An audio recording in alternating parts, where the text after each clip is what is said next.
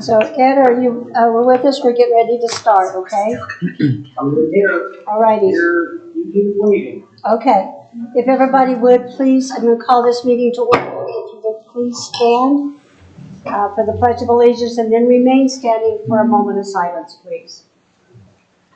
I pledge allegiance to the flag of the United States of America and to the republic for which it stands, one nation, under God, indivisible, with liberty and justice for all.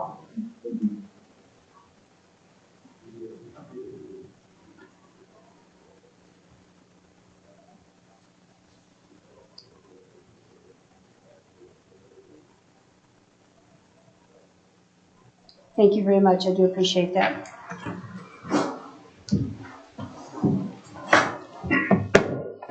So first thing on the agenda is our roll call. Jody, would you please call the roll? Mayor Queenie Mars. Here. Mayor Joanne Brooks. Here. Trustee Betsy Harrison. Here. Trustee Denise Bryant. Here. Trustee Brent McWhirter. Here. Trustee Ed Hallam. Quasi here. And Trustee Cindy Simpson. Okay, we have a quorum, so we will continue on. Next thing on the agenda is the approval of the agenda, and I would entertain a motion. You have to make a motion to approve the agenda. Second. Okay, we have a motion by Mayor Pro Tem Fred Brooks and a second by Trustee Betsy Harrison and Janice Bryant to approve the agenda as presented. All in favor say aye. Aye. All opposed, same sound. Okay, motion carries. Next on the agenda is the approval of the minutes of March 23rd, 2022, and I would entertain a motion.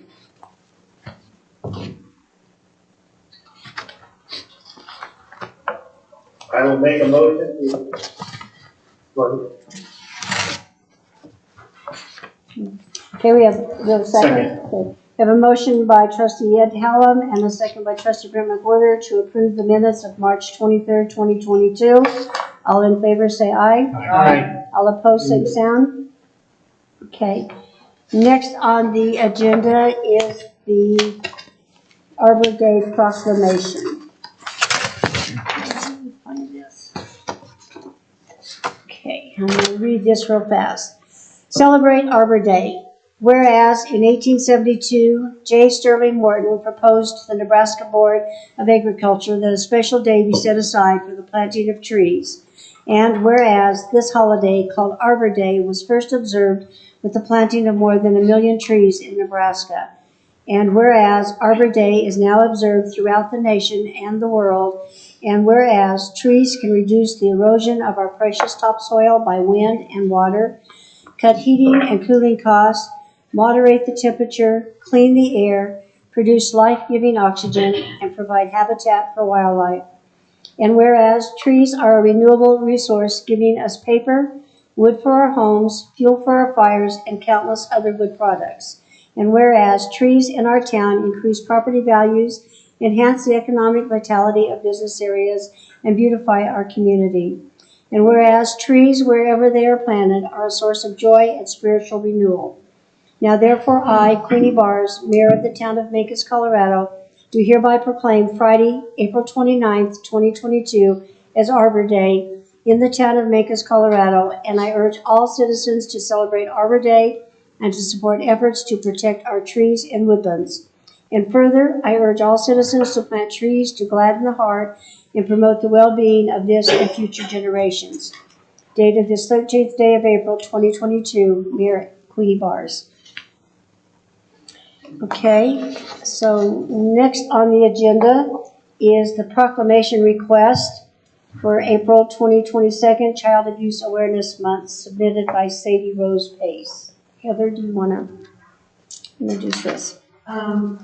This is the first proclamation that we received in the new proclamation protocols that you all adopted. So, Sadie Rose is here. If you would go to the podium, maybe explain a little bit about the role of the response.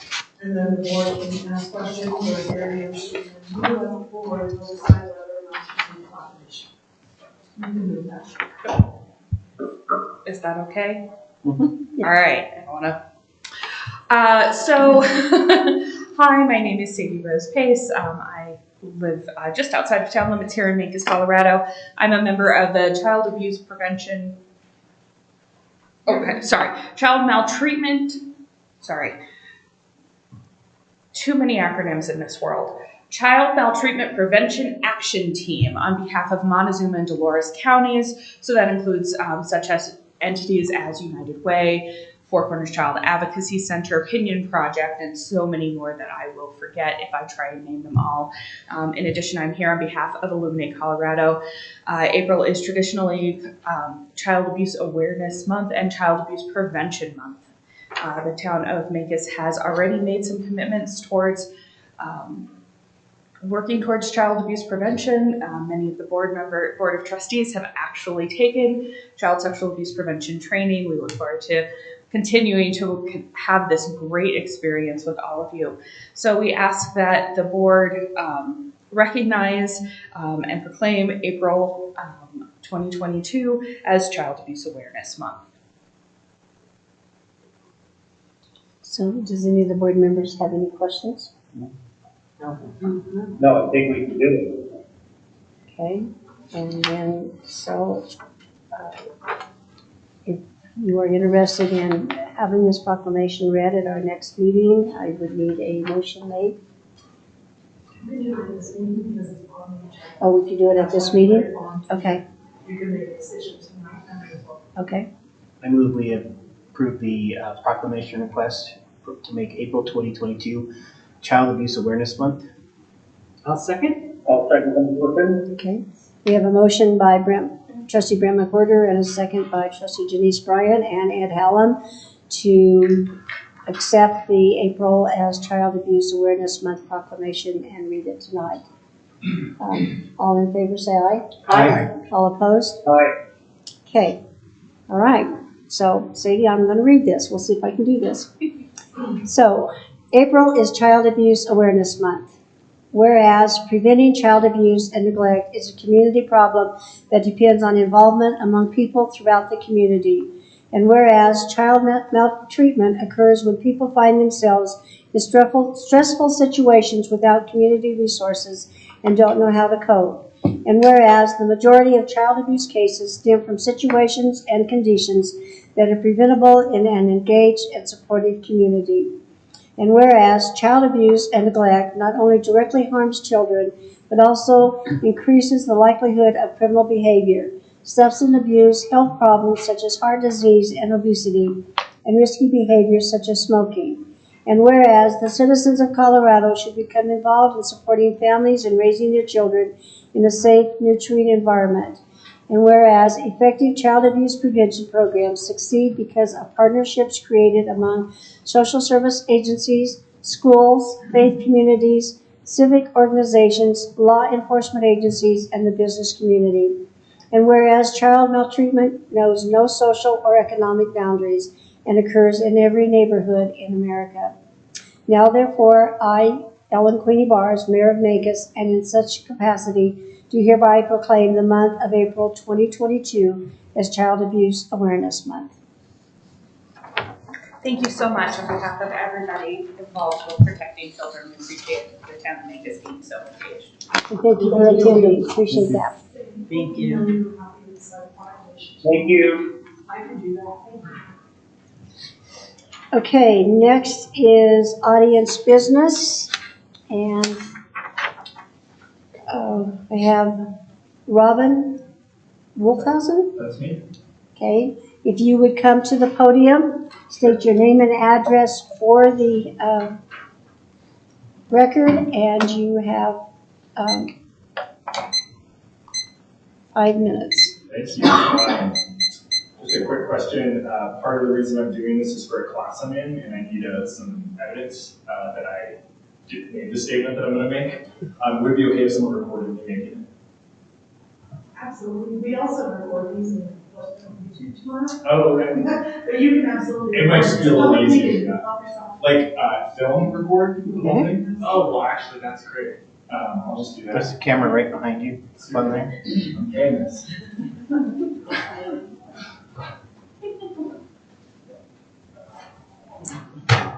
timed it. It's exactly 5 minutes if I speak quickly. So here I go. Dear fellow citizens and Board of Mancos, my name is Robin Wolfhausen, and I'm here today to speak on the increasingly pressing issue of affordable housing in Mancos. Home prices are up across the United States due to a national shortage of housing of approximately 4 million homes. They are especially up in rural areas due to the pandemic, causing people to leave cities and thus increasing demand for an already short supply of rural housing.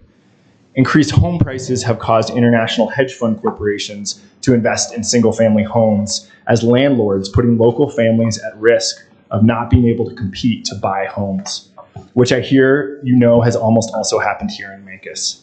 Rising home prices also cause mortgages and rents to increase, putting pressure on low and middle income housing and people.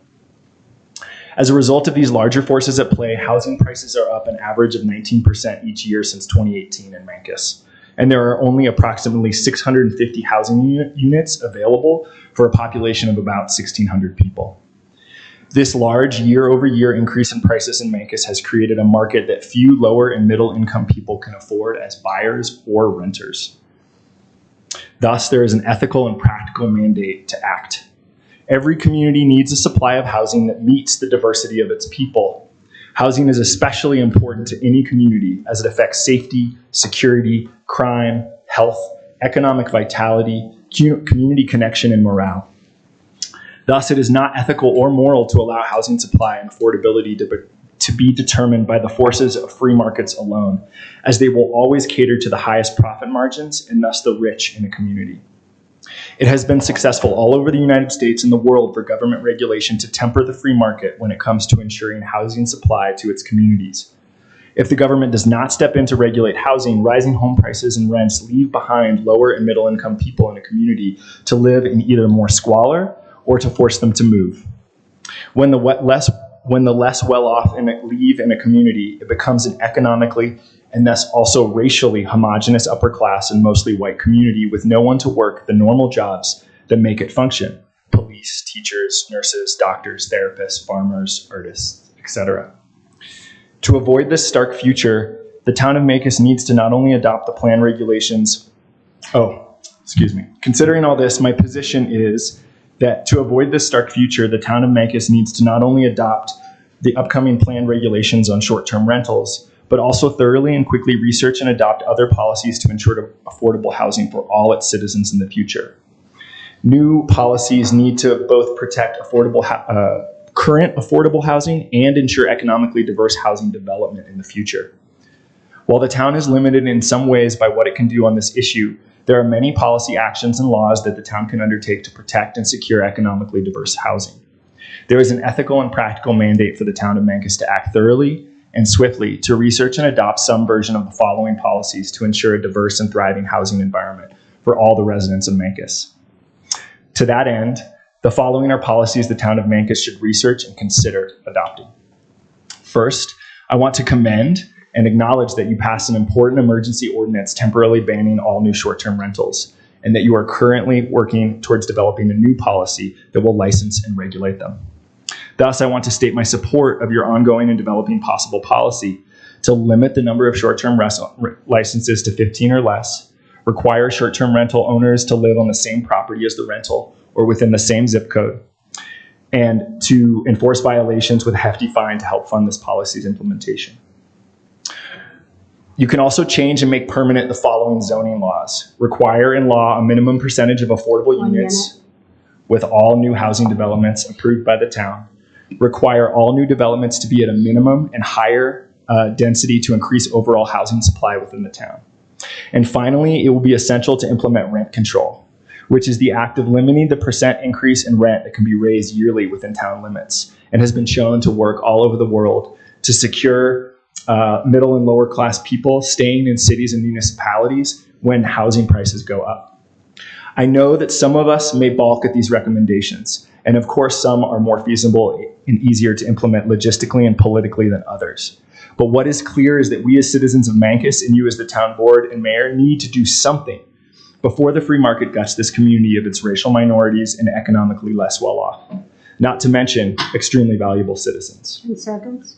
What we do is up for debate, but that we must act is not. I implore all of us to investigate which of these policies or others are most viable and protective of securing and expanding affordable housing for all the diversity of its residents. Thank you. Thank you. Yeah. Thank you. Have a copy. Can I do that? Could you give it to? Thank you.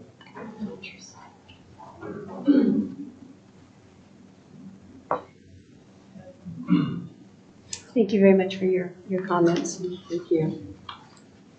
And we don't comment on audience business. If the board decides that they want to follow up with what you have talked about, then they have that chance to bring it after the meeting to back to ask the staff to bring it more back to us. So, and we are still working on talking about our short-term rental and that. So that is on our mind too. Thank you. Okay, moving right along, we have announcements. Heather, do you have any announcements? I do not have any announcements right now. I don't know if Justin or Terry have anything. But basically what I've been doing is election follow-up. So after April 27th, we may have some announcements, but right now it's just all things election and trustees. Yes. I have an announcement. Oh, sorry. Oh, that's okay. Saturday, April 30th at 8:30 in the morning at Boyle Park, the Mancos Conservation District has their annual meeting and would like to invite everyone to show up. There'll be food, coffee, that kind of stuff.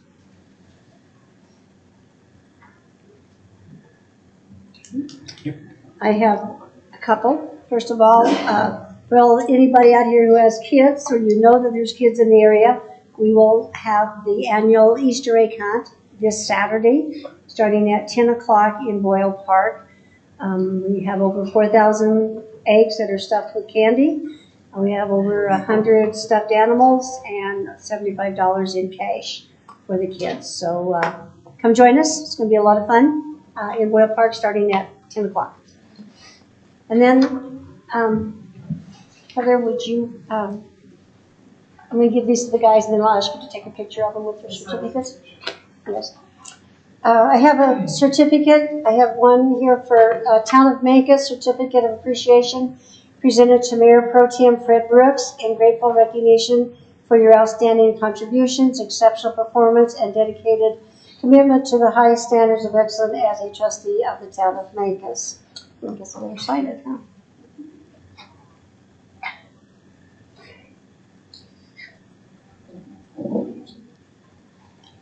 And then I have one for Brent. This says Town of Mancos Certificate of Appreciation presented to Trustee Brent McWhorter in grateful recognition for your outstanding contributions, exceptional performance and dedication, commitment to the highest levels and excellence as a trustee of the Town of Mancos. And we, again, I can't say thank you guys enough for all the time and effort that you put in and the questions. I'm going to have them come out here, Heather. You don't need my picture. This night's getting complicated.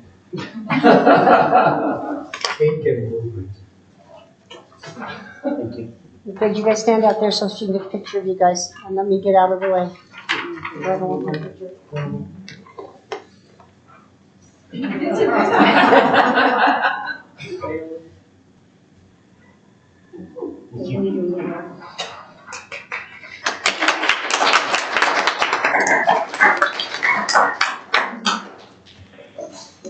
Okay, next on the agenda is our committee reports. Region 9, Janice. Yeah, they're going to have their annual meeting will be at the end of the month, like the 28th of April. Just a quick update.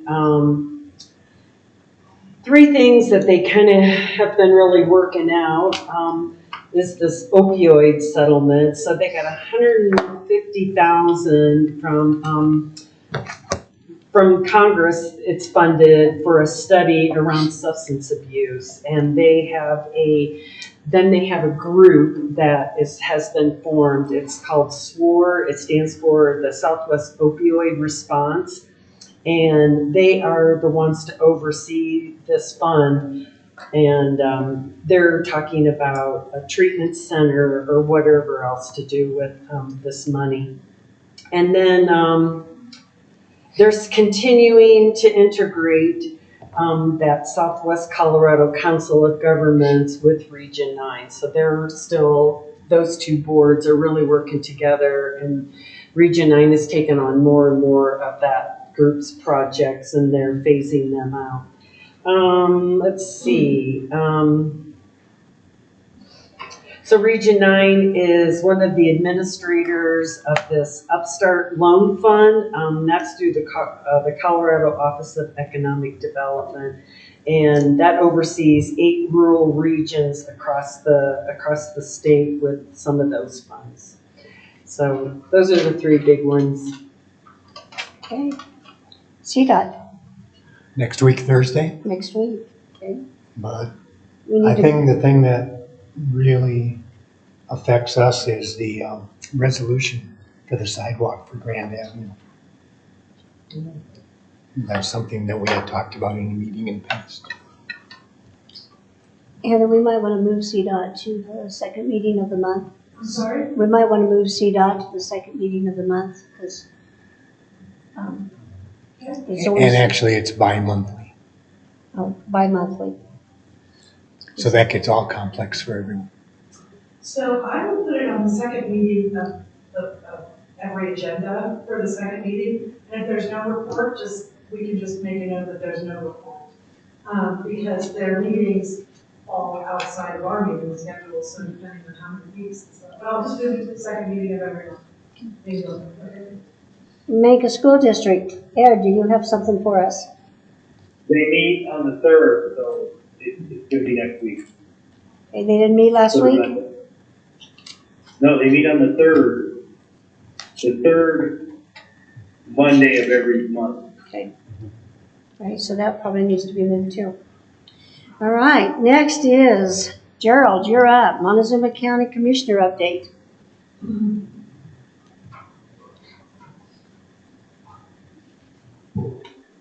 Montezuma County, basically, last time I told you we were struggling with whether to possibly apply to put a sales tax on the ballot. We still haven't made a decision about that to this point yet. We're still struggling with how to move forward since everybody's financially in such a struggle at this time. So we're kind of reluctant to do it at this time, and we are hesitant to even try it at this point in time. I think at some point, Montezuma County is going to have to do something. When you have one taxpayer paying 50% of the taxes in this county, we're going to have to do something at some point, because they're not going to last forever. So it's going to be a issue that's going to face us for a while. At one time or another, we're going to have to do something to replace this, because the actual property taxes are only paying about 27% of our total budget. And I'm not talking about the social services budget, all of that part of it. I'm just talking about the actual county itself. And so we're still struggling with what we're going to do there, because and I don't remember if I exactly told you, but it's going to take about $3 million out of the budget this next year that we're going to have to make up somewhere.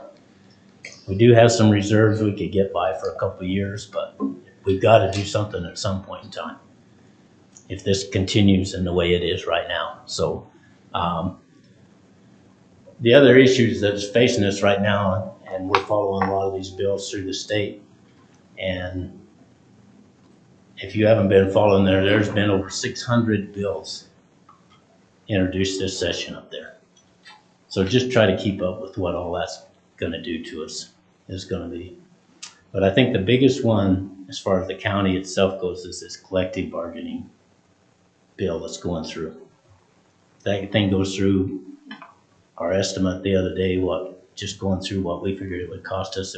We figured it was going to cost us $3 million if that thing goes through. Some of these larger counties that have a lot more population, it's going to be Well County estimated 40 to 60 million for them. So there's some real serious issues coming down. And they've got the votes to pass these things, so it's not gonna be pretty. But that's the main things that we're following right now, is trying to keep up with all the stuff that's going on up the state. Otherwise, we're just going through our normal planning processes. And we have been having some issues with the pile of sawdust up at Ironwood. I don't know if you guys are familiar with that, but we've been having some issues with that. We are getting some of that resolved. Okay, where that pile of sawdust there, they put it on top of a bunch of logs, which lets the air get under it, makes it more susceptible to burn. They actually started taking those logs out from under it today or yesterday. Yesterday, I guess. They started taking those logs out from under it and actually to separate that pile so it's not so susceptible to fire. So, and those are the main things we've been working on. Yeah. So Gerald, that pile of, I heard that they were letting people come get it for compost and things. Is it, but then someone said it was moldy. Do you know the condition of that? There's several things been offered. There's several things you have to do, even if you want to take that and just spread it out on the ground to improve the ground. There's a lot of, you have to still get a permit to do that. And so, I mean, there's different issues. We've been looking at taking some of it to the landfill because we have that compost area that we put in the old Carver, what we call the Carver field. And we could use a bunch of it down there, but you still got to transport that stuff and have equipment to load it and everything. And so we've looked at different ideas as far as using our road and bridge trucks possibly to move it if we have to, but I think we're going to get this thing resolved without us having to go to that expense. And we may end up with some of it down there eventually, okay? And I know they're looking at some other different things as far as using it to make pellets and different things. But anytime you put a bunch of bark in that pile, there's a lot of dirt in the bark. It makes it where it's not suitable to make pellets out of. So a lot of those things have to be looked at, see how clean that actually is, whether it can be used for that sort of thing. So there's a lot of things being looked at as far as doing it, but we've got to get it separated so it's not susceptible to the fire right now. Just the residents up there are really worried. We don't need another fire up there, so we're going to try to get that done. Okay. Any of the other board members have any questions? You guys got anything? Just don't ask for money. Just don't ask for money. Thanks, Gerald. Thank you.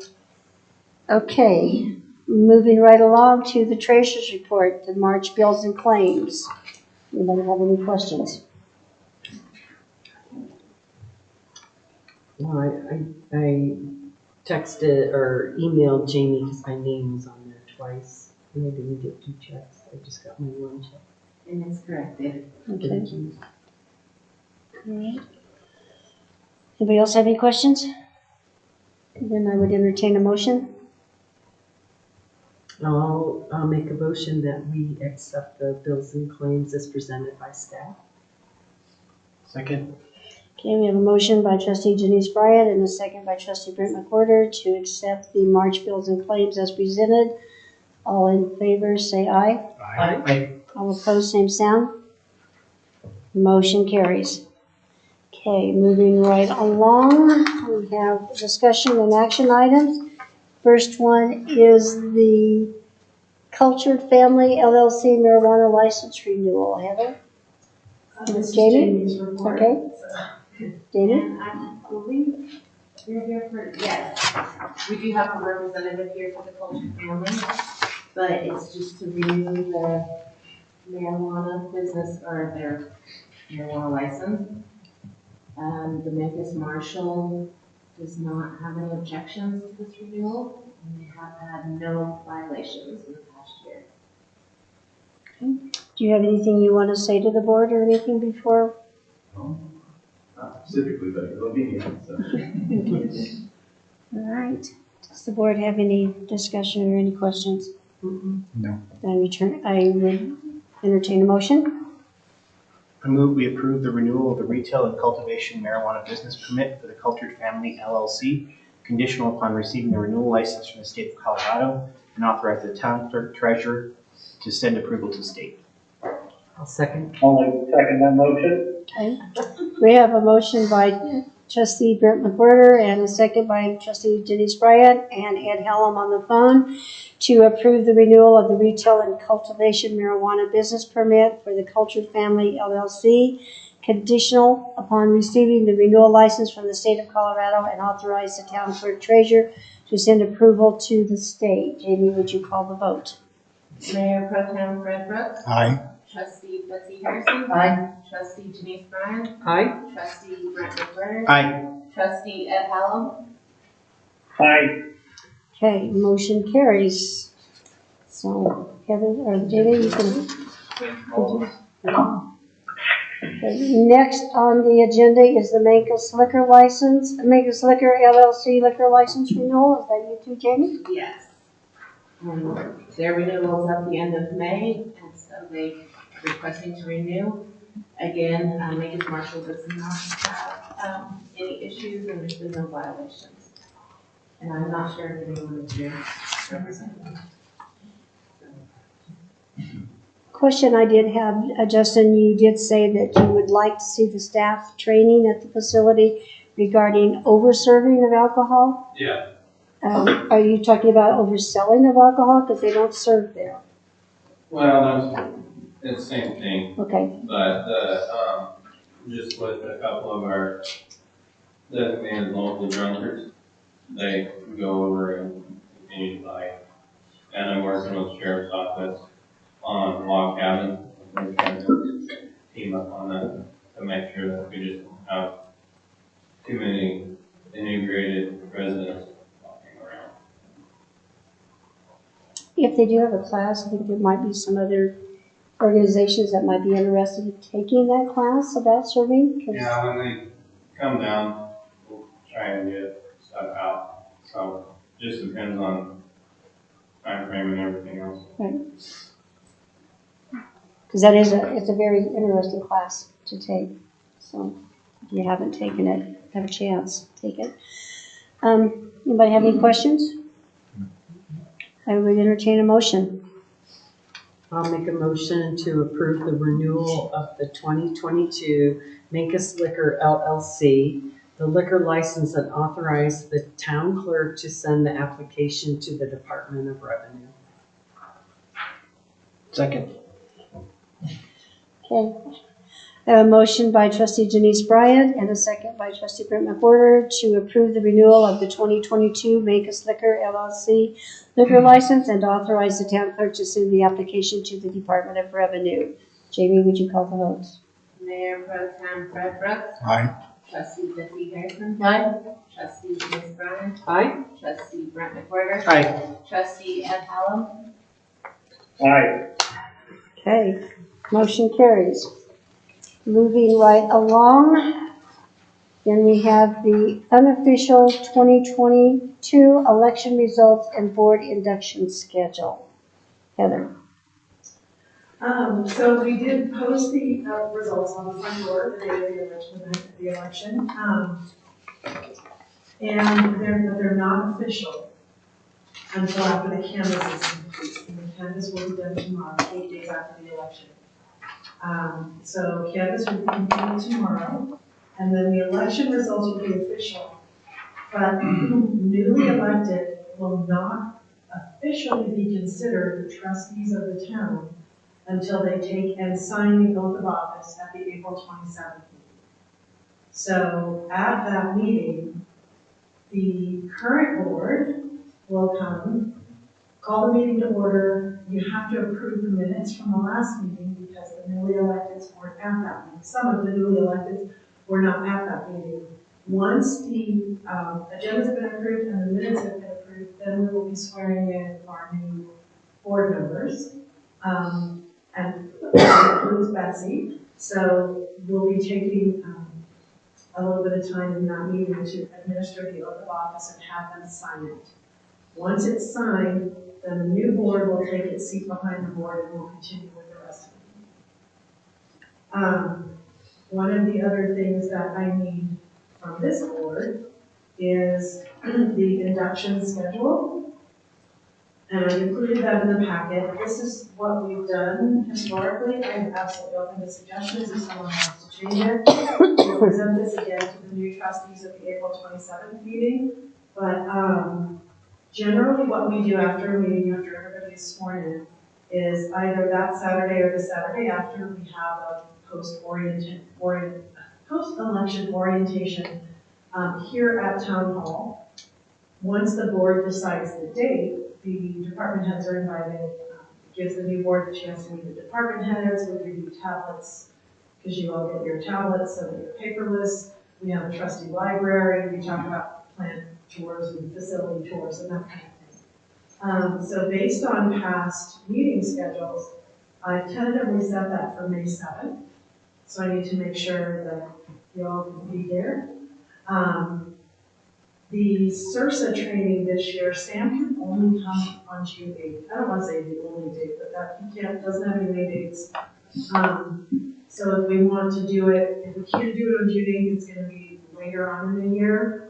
We actually like CIRSA to train sooner rather than later because he goes over things that the trustees need to know to stay out of trouble. Because once you become elected to public office, there are some requirements that come with that. Everything you do has to be done in a public meeting. You cannot send an email as a trustee to your other trustees and ask for decisions or their opinions. None of that can happen. Every piece of business must be done in a public meeting. So Sam comes, explains all of that information to you, lets you ask questions and that kind of thing. And also at that training, the Dolores board will come, so you will get to meet your counterparts in Dolores. We will also invite the Planning Commission and the Tree Board so that they're all receiving the same training, and it gives the newly electeds a chance to meet the Planning Commission and the Tree Board. That is scheduled for June 8th at 5 p.m. That's the first meeting in June. So we'll do that on June 8th.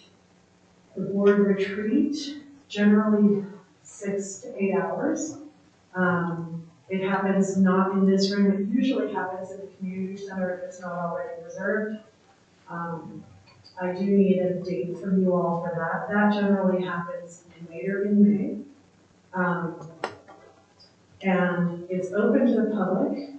We do not take public comment. That's the chance for the department heads to come for the first couple of hours, explain to the board what they're working on, what the priorities that they have set for operations and maintenance, and then they get to go home early, and then the board stays and talks about your goals and wishes and ideas for not just the next budget year, but also where do you want to see the town in 5 or 10 years, that type of thing. So that's generally all day.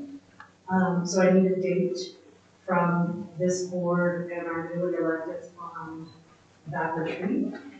And then Shaq and I met on Monday to talk about a couple of items, and one of them was the board and county commissioners getting together after the new board is seated. So we have scheduled that for May 11th at 6 p.m. So that first meeting in May, that workshop, will be devoted to the board and the county commissioners getting to meet each other and talk to each other.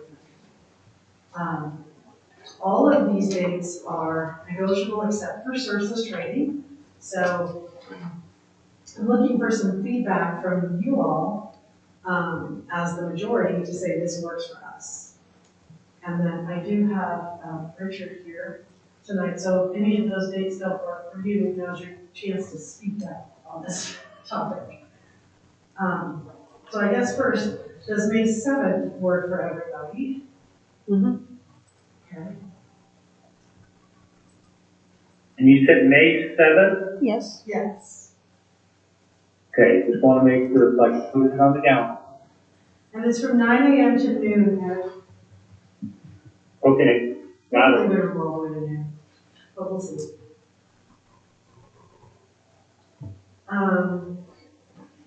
May 11th works for the county commissioner workshop, that first meeting in May. Yeah. You're not hearing me?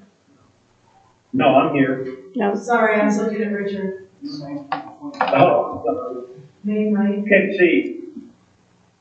Okay, So Richard, you can't be here from when? May 9th to the 23rd, yes, okay. So let me ask Shaq if we can push that meeting. It's more of a meet and greet to let everybody know each other and who you're working with. You already know your representative, but it lets you meet the other members of the commission. So let me work with Shaq to see if I can push that off to something in June. Probably the second meeting in June, since the first one's for Sarsa. With that second meeting in June, some of us are going to that CML, and Yeah. that's on the 22nd. You've got three, you got staff member and 3 board members gone, so. You can also put together a special meeting. Maybe, I mean, Yeah. you know what I mean? I'll see what we can do. Or I'll see if maybe we can go to one of their meetings. The Yeah. commissioners meet, they have a workshop every Monday and a meeting every Tuesday. So maybe we can go to them this time. Let me coordinate with Shaq and see if we can get something together. Okay, so I will do that, so not the second meeting. All right. So we go to the BOCC. I will work with Shaq to see if I can get something, and some of the current members have already met the county commissioners, so I'll make sure to pull in the 2 newly elected, and make sure that they can attend that county commissioner workshop. Okay, I will do that. I still think it's good for the other members to go if they can. Absolutely. It just, now I will be out of town the 9th through the 12th of June. And then again, the 21st through the 24th for CML.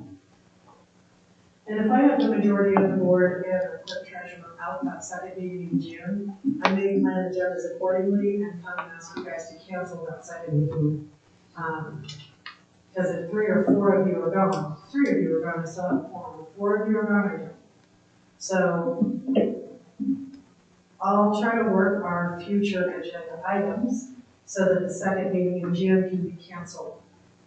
Because I know Queenie is going, Denise is going, Cindy is going, Jamie is going. Betsy, do you want to go? Okay, no, Betsy, we're seeing, okay. Well, and we need to Richard and Nick to see if they're interested in going to CML. And Richard, CML is the Colorado Municipal League, and it is in Breckenridge this year, and that's where we learn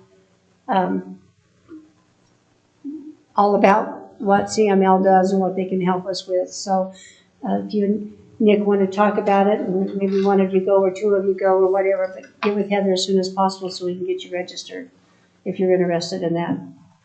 That's in June, and that is the It's the 21st and the 24th. Yeah. 21st from the 24th in Breckenridge. So do check on that, and then let Heather know ASAP if you're interested in going to that. So, do we want to do a retreat? May's pretty full because we've got. Anybody know where graduation is? Is that the 21st? Am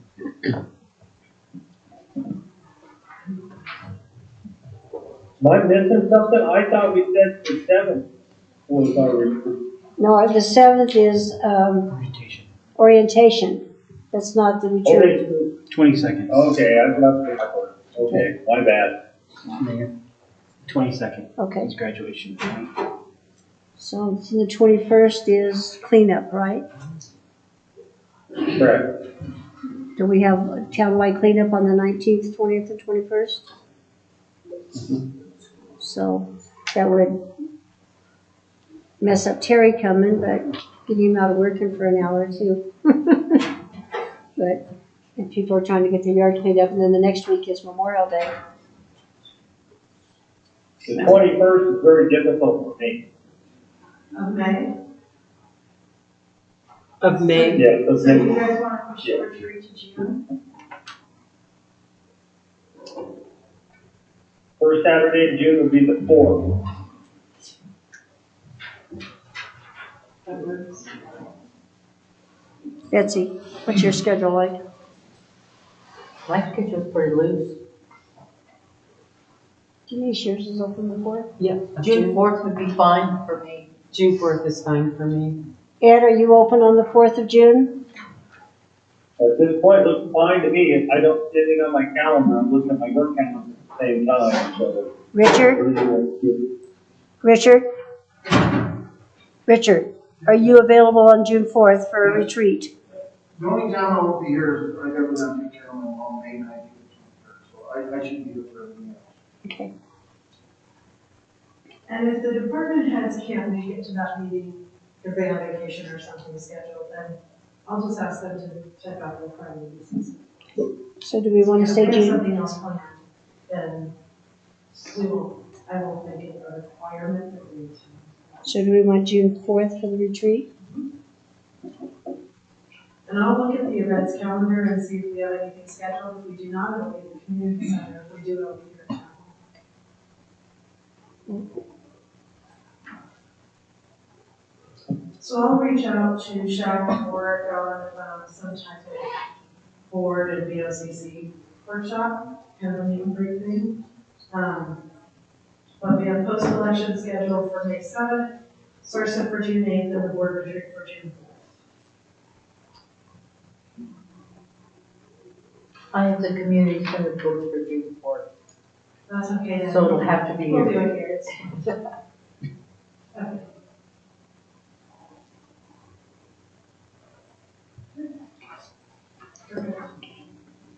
That time of year, everybody's busy. But these are important dates to get done too. Okay, is that all you need for that? Yes, Jamie went to get resolution 8, that looks like it didn't get in the packet, so she went to get resolution 8, which is the Dole planning grant for the common press. It's just in the wrong order, I know. Yeah, number 9's first and then, 9 is first and then 8's You after. have yours first and then,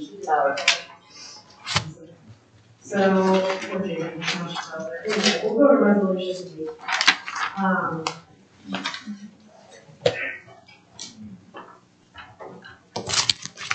So basically what this is the conservation district had approached the town about being a fiscal agent for some DOLA funding for them. The Common Press asked us to do the same thing. We talked about it at the last board meeting. The Common Press did also an amazing job. The conservation district set a high bar for that kind of thing. But so we've submitted the application to DOLA for the Common Press planning survey. And so basically what the DOLA needs is a resolution from the board approving, authorizing us to continue with that application. They will accept an application with staff signatures, but they do want a resolution from the board to move forward with it. They are considering the application because I received an email today that we have a meeting at 9:30, I believe it is on Monday morning, a short meeting. They have some questions on the application. So this is the same resolution, same idea that we have done for other agencies in the past when we asked for act as the fiscal agent. so this is number 9. I'm sorry? So number 8. Resolution 8. So we'll do resolution 8, okay. And it does not obligate the town in any way as far as funding or future contracts. Okay, does anybody have any questions? I would entertain a motion. I move we approve Resolution 8, Series 2022, a resolution supporting the agreement between the town of Mancos and the Colorado Department of Local Affairs. I'll second. Okay, we have a motion by trustee Greg Porter and a second by trustee Janice Bryant to accept resolution 8, series 2022, a resolution supporting the agreement between the town of Mancos and the Colorado Department of Local Affairs. Jamie, would you call the vote? Mayor Pro Tem Fred Brooks. Aye. Trustee Betsy Harrison. I think I should recuse, should I not?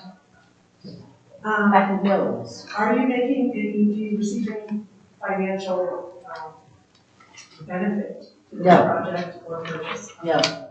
For your own Then yes. Trustee Janice Bryan.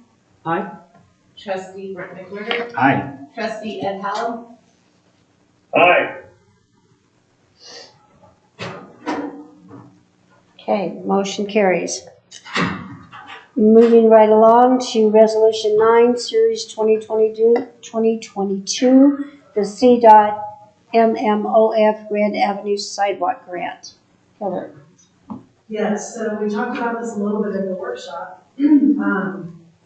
This is the project CDOT's installing all of the ADA intersections along Grand from Boyle to Monty. And they've offered to partner with the town on pre-construction and construction management so that the town can install new sidewalks where there are not any sidewalks between Boyle and Monty during this phase of the project. So I need board authorization in order to apply for this funding, and it's multimodal transportation and mitigation opportunity funding. The Southwest region only has about 3.9 million available to share among our region, so we will probably not receive our entire ask on this grant. However, whatever we do receive has a 0% match for the town. So we're going to ask for the entire amount. Take what they give us and then try to find additional funding opportunities if we need to for the rest of the project. But this is the first step. I included all of the grant information in here.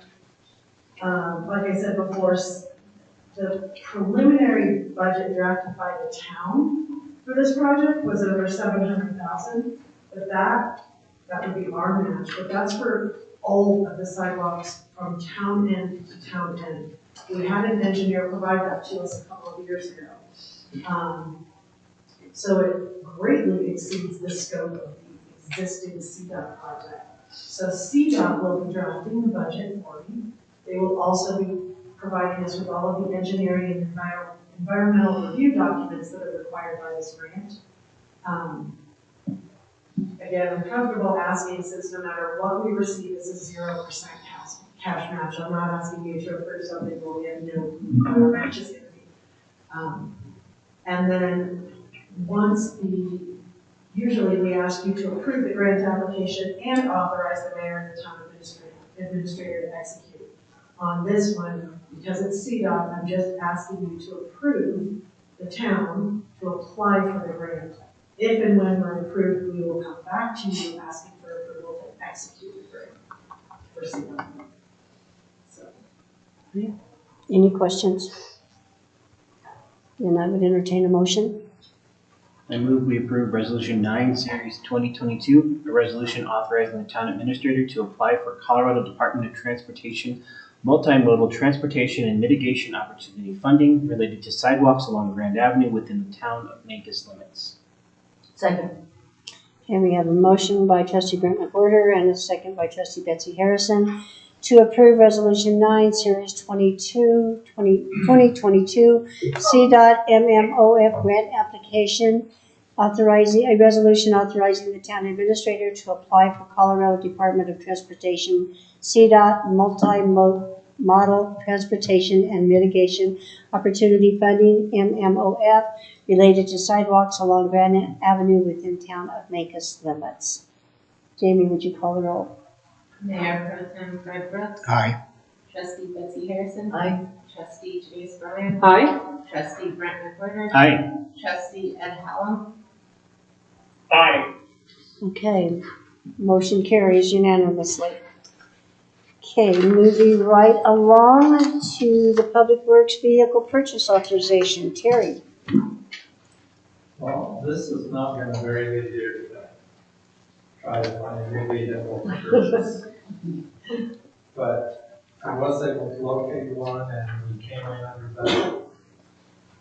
I went to one of the dealers we purchased vehicles from before, no response, and that was like 3 months ago. Went to another dealer we purchased vehicles from, they said, yes, we can get you a vehicle. And about a couple of weeks later, they called me back and said, we cannot get 22s or 23s. So then when I was on the internet looking for water trucks, Peoria Ford in Arizona popped up, and they got work trucks sitting on their lot. So it's my recommendation that we go with Peoria Ford for a new public works truck. Any questions?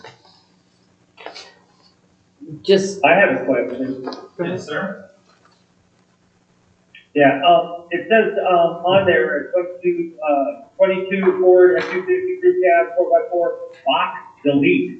Is that, I don't understand that. That confused me. That's getting rid of the regular pickup bed and going with a surface bed. Oh, are they providing the Yes. service bed for this? Yes, Is that 8-foot service bed up there? Is that what that is? yes. Okay, so that's inclusive. Okay. So, that's good. And that includes the service bed, everything except the snow plow. I thought Yeah, I, it says snow plow package. That's just the fee to get up so that you can have a snow plow, correct? Correct. Janice, your question. well, this is just more of a comment, but, do they make, the Ford F-250s in electric? Are we ever gonna, I know they make the Ford 150s in electric. I mean, is that something possible that we might be moving towards electric at some point?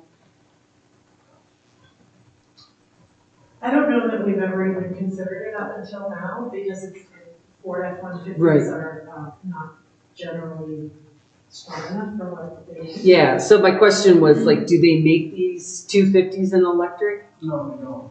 No. Oh. Well, And you that wouldn't answered want that one- question. And you wouldn't want one in electric because, I mean, cold weather sucks the battery life out of the battery quicker than anything. These guys will have a snow plow. So they would be constantly charging that vehicle during working hours. That's not true. The other thing, honestly, on this particular truck, not that we won't consider it for future, but on this particular truck, we're so limited as to where and what we can get. Yeah, it sounds like that. We were just really excited. Yeah, just get it. Yeah, I'm all for it. I just wanted to know if just throw the word electric out there, that maybe someday we're gonna move that direction. Okay, we will keep that in mind. Okay, thank you. Absolutely. Any other discussion? Betsy? No. Fred? Nope. Brent? Okay. I would then entertain a motion. I'll make a motion that we allow the town to purchase a 2022 Ford F-250 crew cab for Peoria Ford in Arizona for a total of $63,658. Second. Okay, we have a motion by trustee Ed Hallam and a second by trustee Brent McWhorter and Betsy Harrison to recommend the purchase of a 2022 Ford F-250 crew cab from Peoria Ford in Arizona for the amount of $53,658. Jamie, would you please call the vote? Mayor Pro Tem Fred Brooks. Aye. Trustee Betsy Harrison. Aye. Trustee Janice Bryan. Aye. Trustee Brent McWhorter. Aye. Trustee Ed Hallam. Aye. Okay, motion carries. Next, Terry. yeah, Terry. Truck.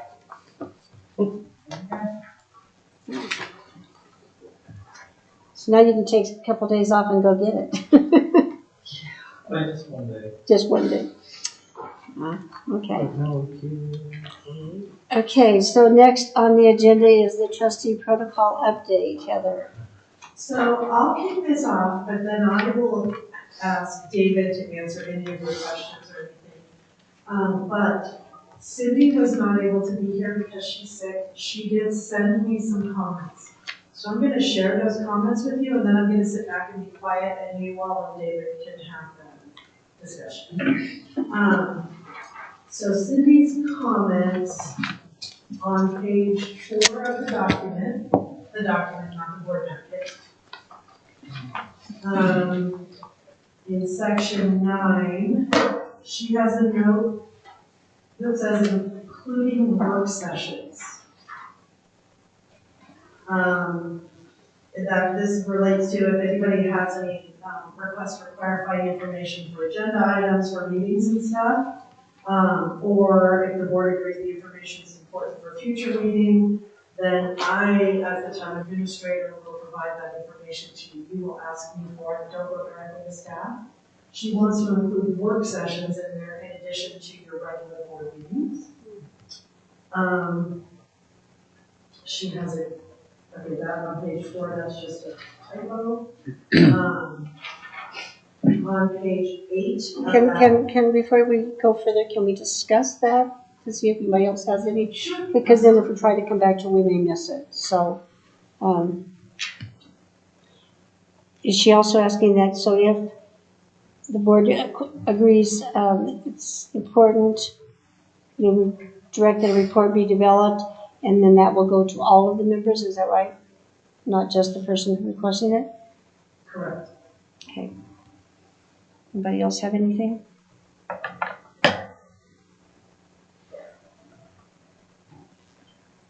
Okay.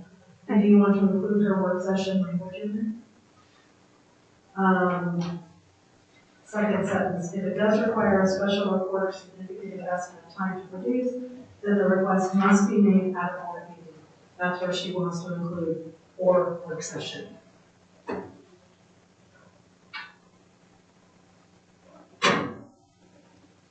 Heather, are you on page 8 or still on page 4? Okay. I asked her to talk about that before she Oh, moved okay. on. Okay. So she's asking to be one include work session. The request must be made at a board meeting or a work session so everybody hears the same thing. Okay, yes. Yeah, I think that's good.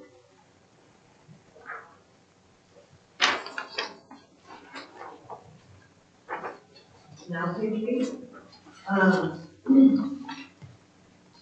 We need to, she's noticing that we need to change this. Until recently, we only held a workshop. We used to do them on the first Wednesday of the month, and that meant the board was here 4 Wednesdays a month, some of the board members. So then we changed it to where we only have a work session before the first meeting of every month. And then recently, we've added a work session before the second meeting as well.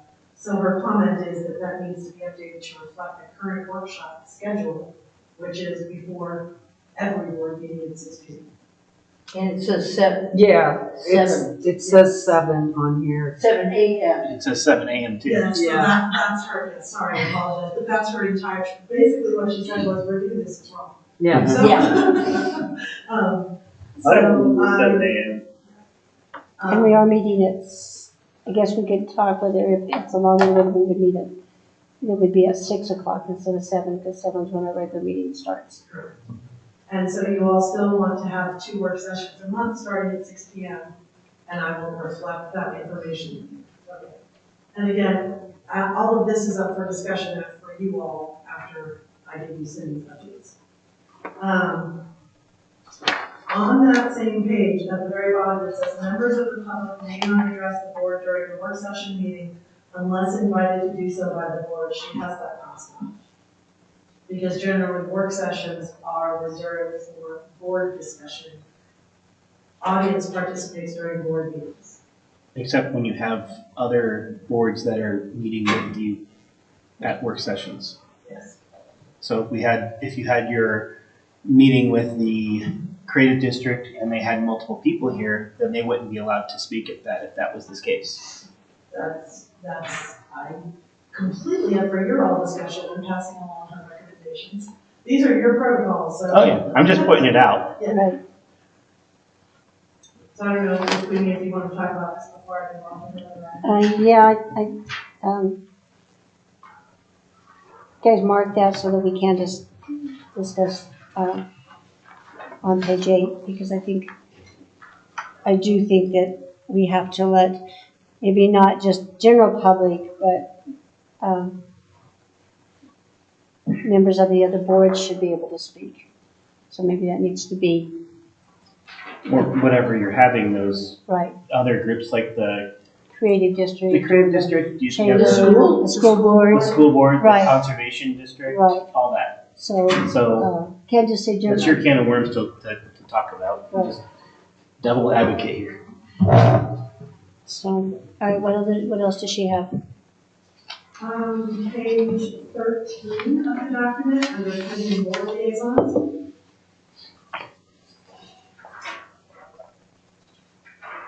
I believe this says transpo infrastructure. And then it says remove some of these.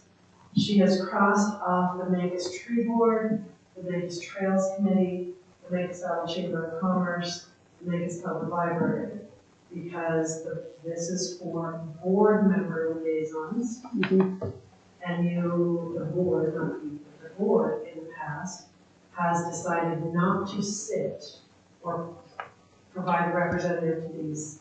So she has crossed them off, left planning and zoning commission, other boards and committees as determined by the board.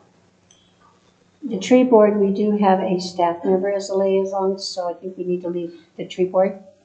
Because right now, This is for board members. This is just for board. at one time, if we had board members that wanted to, were interested in the tree board, we did. And we didn't have anybody that was interested in that, so that's when we appointed the staff.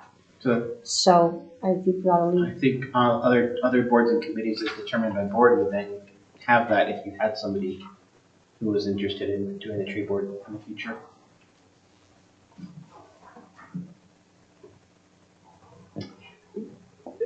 Okay, so I know we get a report on planning and zoning from the county, but do we get one from our planning and zoning commission? Do we get a report from them? Only when they send us something.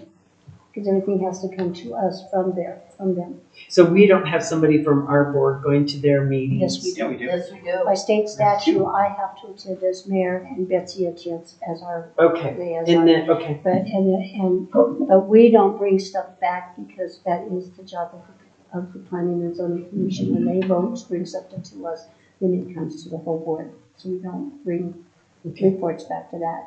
And the Cortez, the county planning and zoning is usually not something that we have a vote on or anything, but the local planning and zoning, the board of trustees has to vote on their decisions. So we don't usually have a report on that.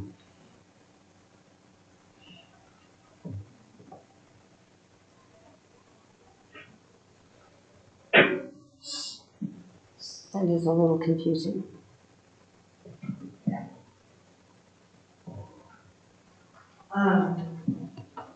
So she wants to leave planning and zoning commission and other boards and committees as determined by the board, which would be covered under those committee appointments that we do after our election. Right.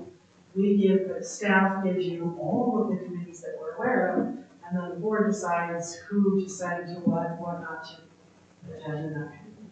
So that will happen probably at the May 11th meeting, not the April 27th. I will put that on the May 11th agenda. So you all are okay with planning and zoning commission and other boards and committees as necessary? Well, the other one we're doing right now is a school. That would be under other boards and committees, so. Pardon? That would be under other boards and committees as directed by the board. So we would get that list and discuss that.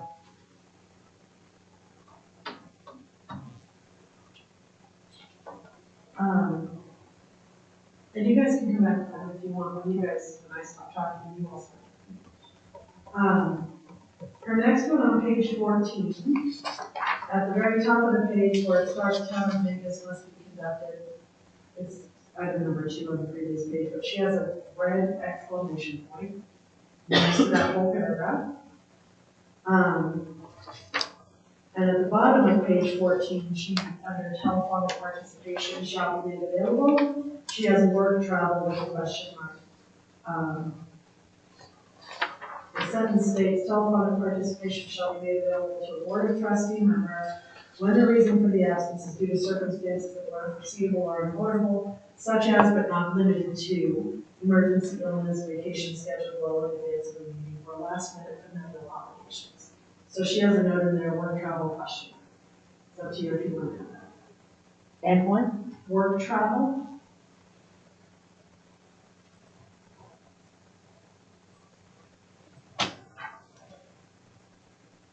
It says not limited to, so I don't know why we would have to label it in there.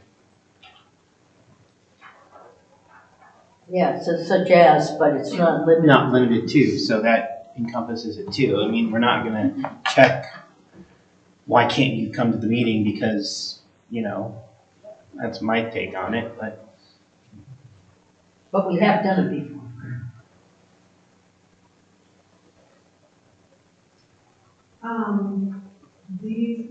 Yeah, it's up to you. I think it's parsing words for no reason. That one, I was just gonna say that it's completely at the discretion of the board. So they cannot participate in executive sessions by Or telephone public hearings. or public hearings.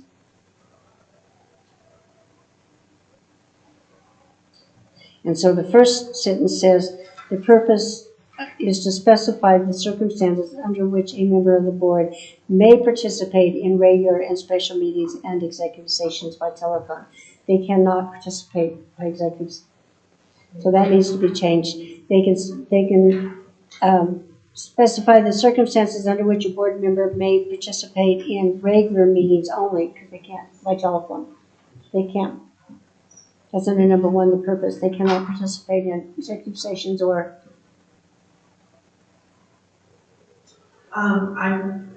Again, you guys can change that. I was just focusing on Cindy's comments, and then the rest of you and David will talk about the rest of the policy if you don't have any questions or changes. So I can take out executive session if you guys want to do that. Well, it says it down below in that same paragraph. In addition.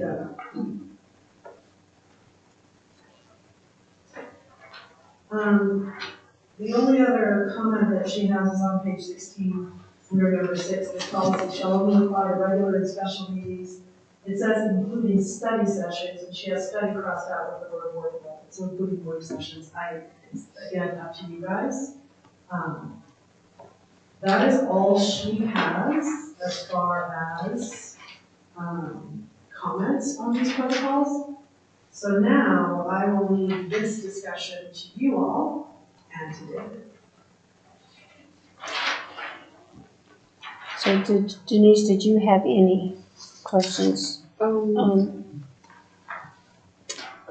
No, I think a couple I had, we just ran over, so I'm good so far.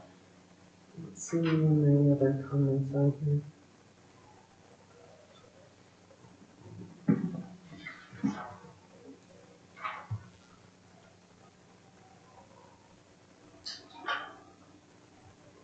And the only thing that I question is on page 6, number 4, a board member retains the right to speak as an individual. I thought we took that out at one time because it's really uncomfortable when the board has made a decision and then at the next meeting, one of our board members steps off as a board member and goes to the podium and says, I am speaking as an individual. No, this is because this is a little bit of a legal thing. This is a First Amendment thing, more likely. Yeah, that's kind of their, Page 6.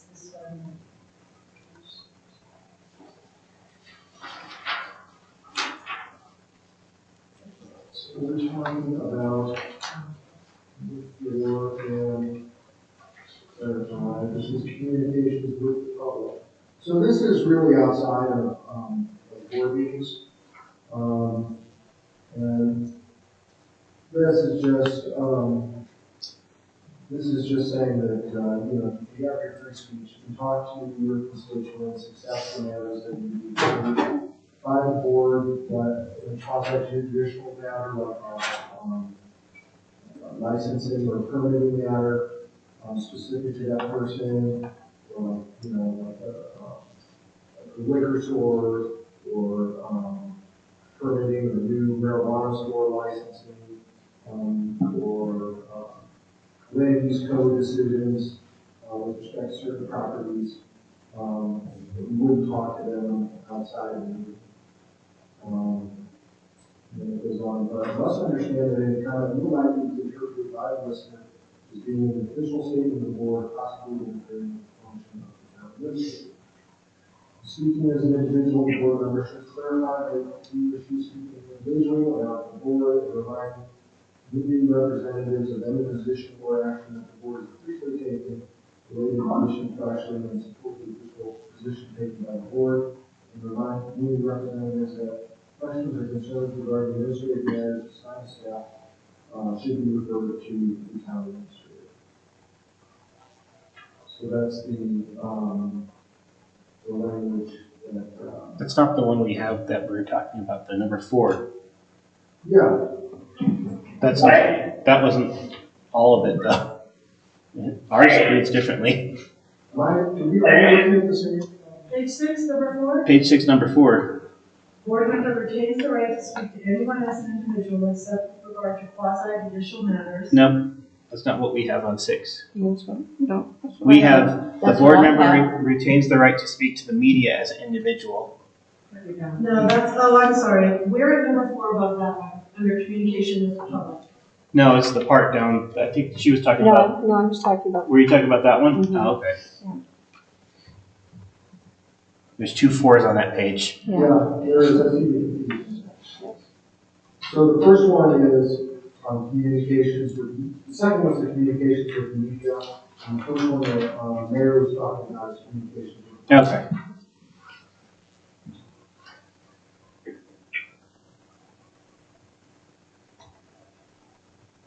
I have a question, but I can't find where, what page it's on. But there was reference to a consent agenda, Oh, yeah. and we've never used that. We never, it's on page, it's on the first page. It's on page 1, number 4. And I personally don't like a consent agenda. I think you lose your transparency when you do that. Our meetings are not that long that we have that much on, and when you start lumping things together, things get messy. And so I would like to take out number 4, but that's my personal. I know a lot of school boards do it, and they'll have 10, 20, or 30 employees that they're all going to hire, and then all of a sudden you've got someone objecting to 3 or 4 of them, and they have to come out again of the consent agenda because you can't, if somebody objects to one, then they have to object. I just think it's cleaner if everything is listed, personally. I agree. What do you think, Betsy? Well, I don't necessarily agree, because I think there's some real routine stuff, you know, in a board packet that you could take 3 or 4 of them and just say we approve all of those, because we hardly ever, don't approve the minutes from the past meeting. You know, there's a few things like that that are just kind of routine. And then the way this is written, if one of us wanted to object, then we could slip it out of the consent agenda. So I was more curious as to why it's in here and we've never even brought it up. It's brand new. The items in blue or red are new suggestions. Right, but just because the whole concept is new to us. So I don't believe it's in your previous protocols, is now you're just. Mm-hmm. And again, this is, Sorsa and David, so. I'm currently looking at our meeting tonight. The 2 things that we could consent would be the approval of the agenda and the approval of the minutes. Bills and And claims. bills and claims. Bills and claims, But absolutely. we've had questions on bills and claims. So, But you can have you can take it out of the consent agenda if you have questions on it though. Right.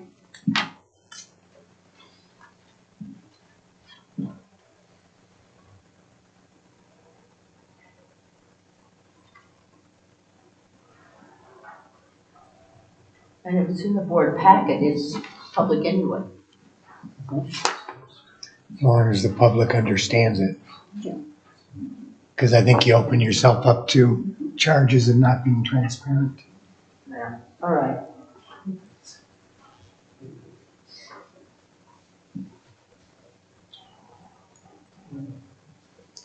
Also, we'll talk about that a little bit more. Number 3 on page 1, it also says there will be an agenda item that specifically allows the trustees to discuss items not on the current agenda. And that's been one of our big transparencies. That's why we. No, that's for to add to the next agenda.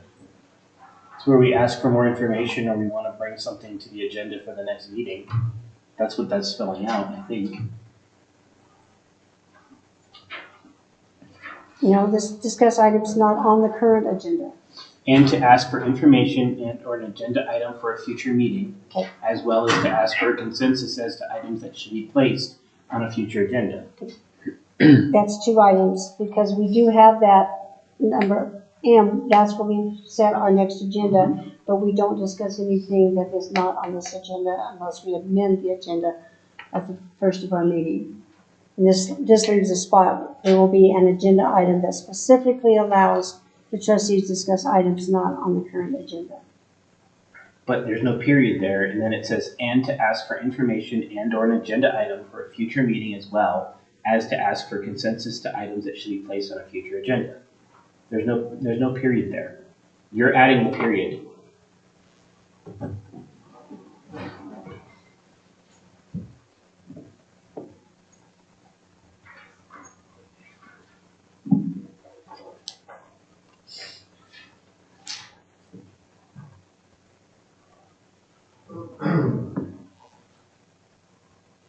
With regard to the consent agenda, I'm just trying to,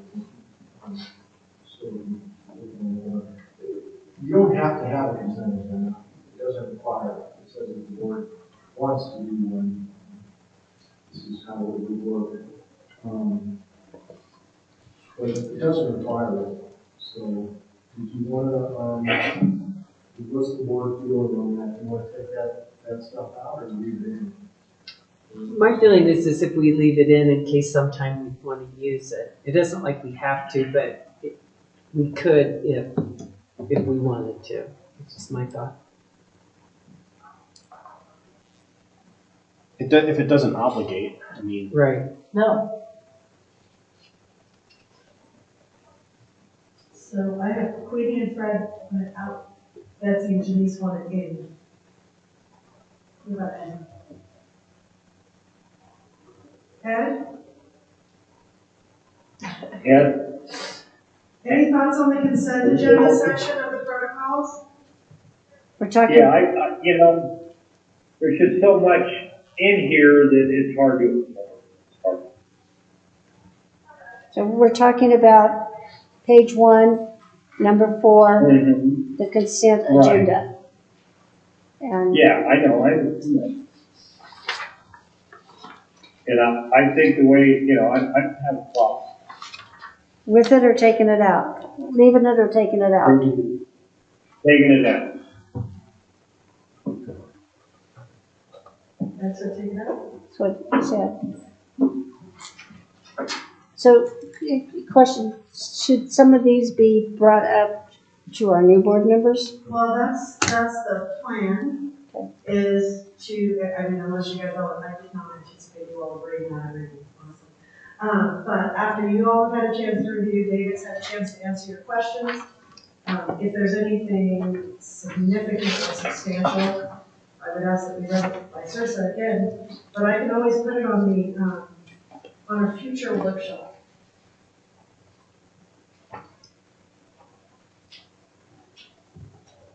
Well, I don't see the need to take stuff out if it's not mandatory.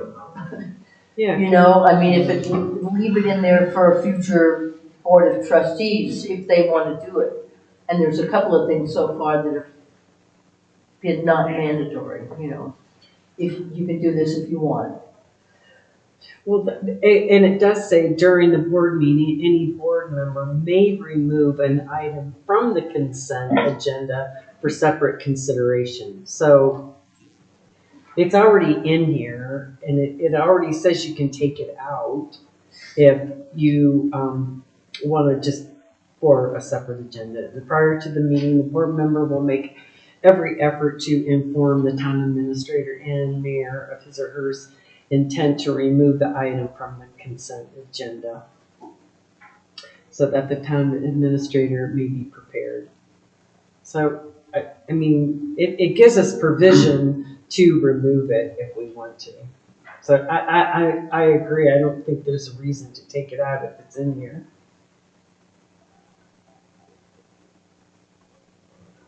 We already had 3 against it. We had 3 to 2. I don't Take it out. understand, I guess I don't understand why decisions are being made on this until the new board is set. Yeah, that I'm thinking the same thing. If they're gonna be held to these regulations or these rules that we're creating, then I think that they should have a say in them. Yeah, I can go along with that. I can go along with that. Do you guys want to postpone it for a workshop? Mm-hmm. Okay, let me look at the, I'll get together with David and figure out when it'll work. Does still need to be present at the workshop?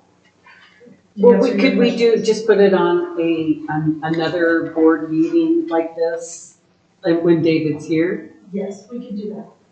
And then what'll happen is the incoming board members will be operating under the existing protocols that exist for you all today. So they'll just operate under the existing protocols Until we approve this. And it just makes sense for them to be reading this too.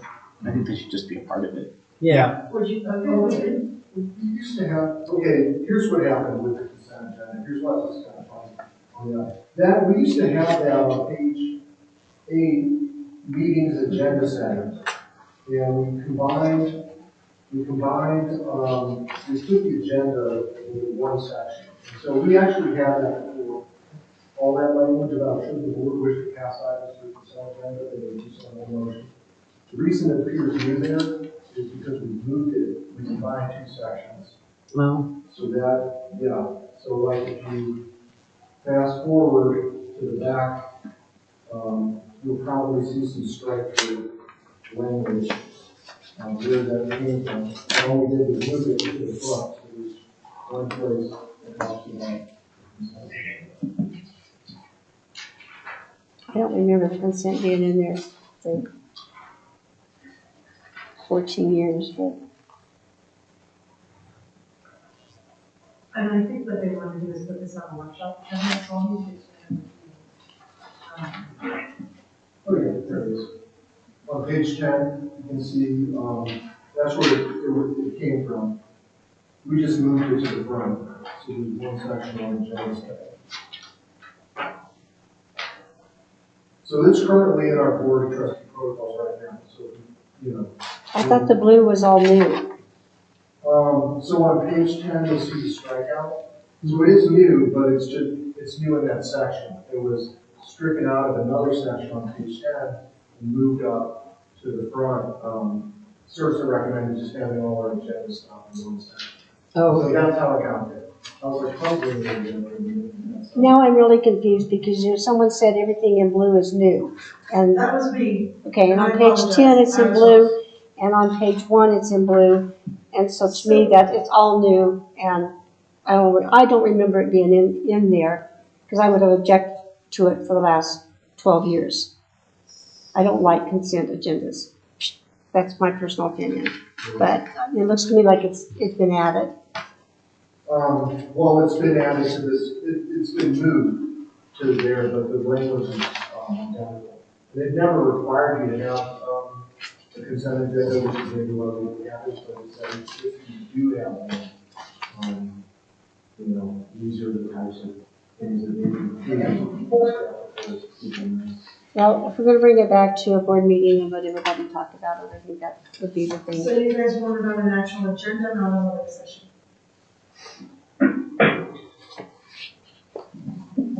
Whatever you guys want, I just want to make sure. No, I just think there's a lot to hash over here. I do too. So maybe we could start at a work session. And And I'll have David be here. if he can come to the 6 o'clock, that would be good. Yeah, I'd be happy to do That'd be great. Okay. We'll figure out a time. Any Wednesday, I've already got, pretty much that. Okay. No problem. Every Wednesday. I had one simple question. In the, going through this, every place it says board, does that include the mayor? Yes, Yeah. the mayor is a member of the board. That's what I thought. So there are a couple places where it says the board and then it separates out the mayor, but generally the use of the word board includes the mayor. Correct. Yes. Yes. Okay, I'll put this on future agenda. In the meantime, please review this so that when we have a workshop, we can kind of move through. I don't want to say quickly because I don't want to rush you, but these are, that's one reason we have legal and source of things, is these are the things that keep you all out of trouble. Yep. So we don't really want to drag our for new board members Right. who may not know and be experienced as to what, as far as communicating with the public and the media and that kind of thing. So I will put this on the future agenda once I figure out with David. I had actually reserved the April 27th agenda for potentially like the budget process and stuff for the new, and then how the various funds work and all that other good stuff for the newly elected, just kind of a quick overview. But I can actually put this on the April 27th agenda and we can do a quick overview on budget during either the orientation or the retreat.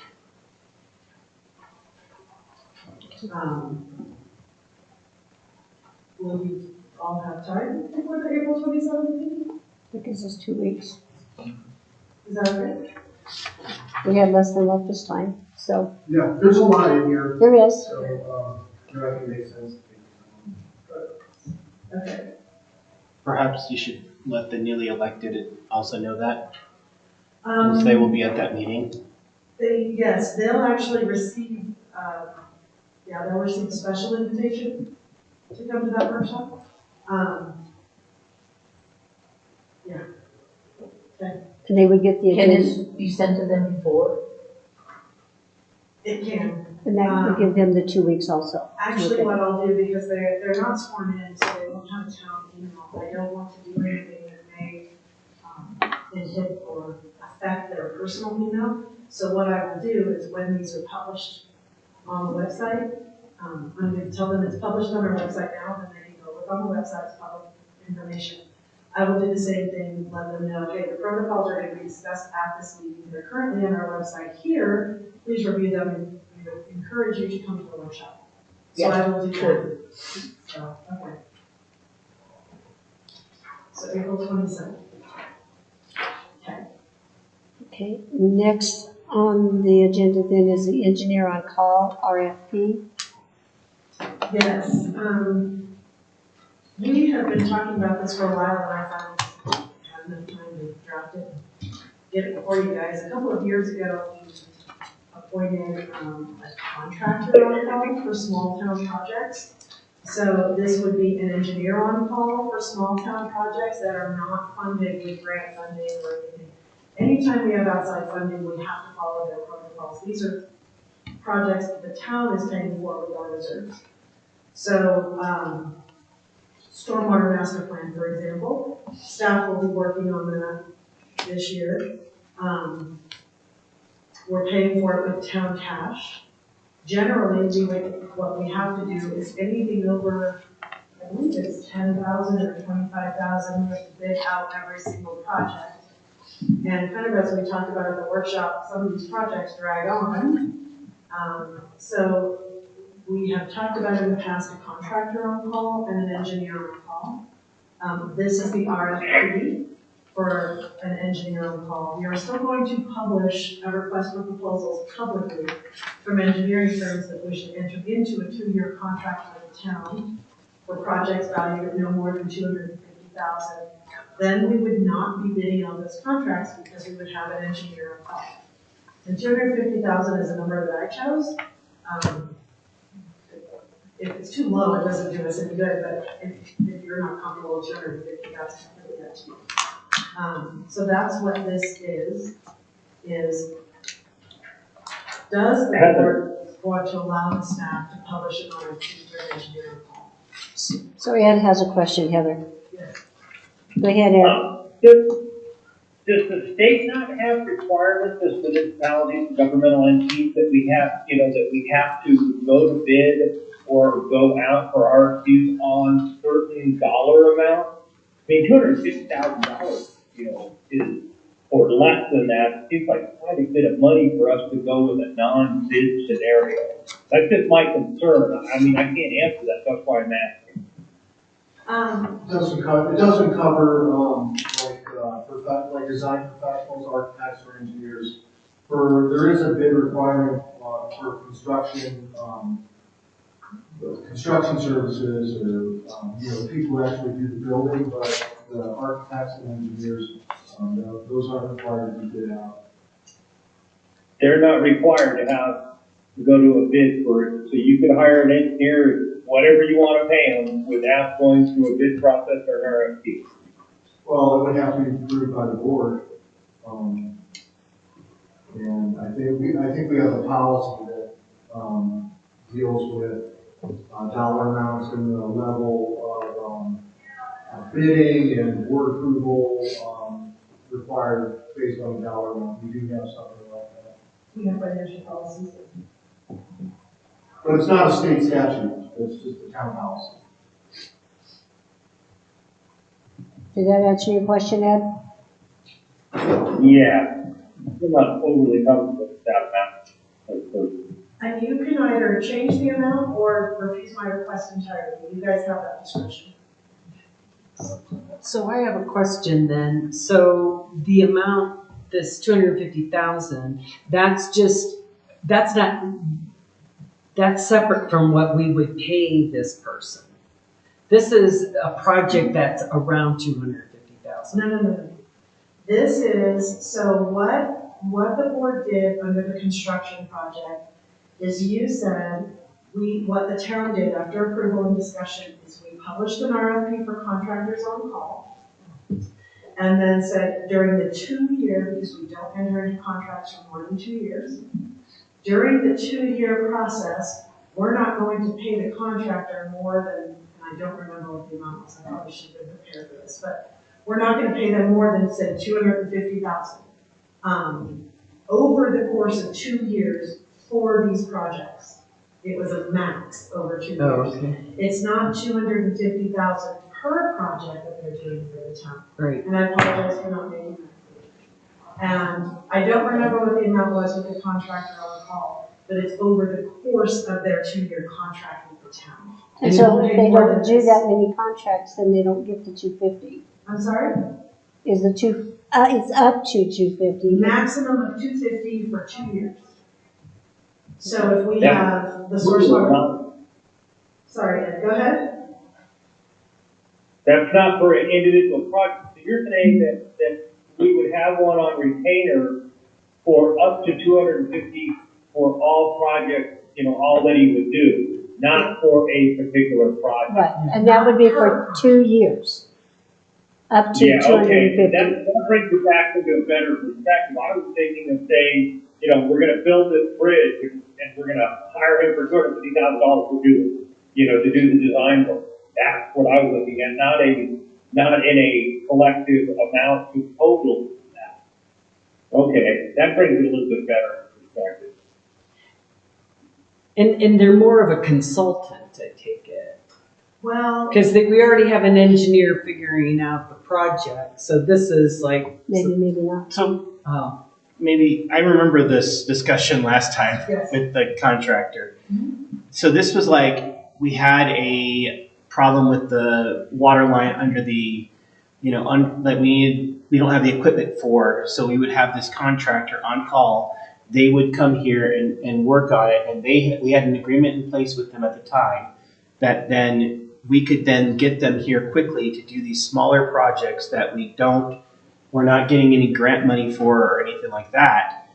It gave us flexibility where we don't have the equipment here ourselves to do, to come here. Like, this would be the same idea if we were doing a small project that we needed flexibility, and time was on not on our side necessarily, to have an engineer on call that we could call up at any time, and they would be our engineer for the 2 years. Correct? So, that's correct, and so for example, stormwater protection is, we'll say 50,000, I think it's more than that, but stormwater protection is 50,000. Development projects are reviewed by an engineer. Right now, if I needed to hire an engineer to review Dollar General, for example, if it's over $5,000, I have to go to bid. And I don't have time for development review for that. I'll make time if this doesn't happen, but same thing with apartment complexes, or so for example, the Creekside subdivision, we had an engineer for that project because it was a multi-year 2008. It's still going on now.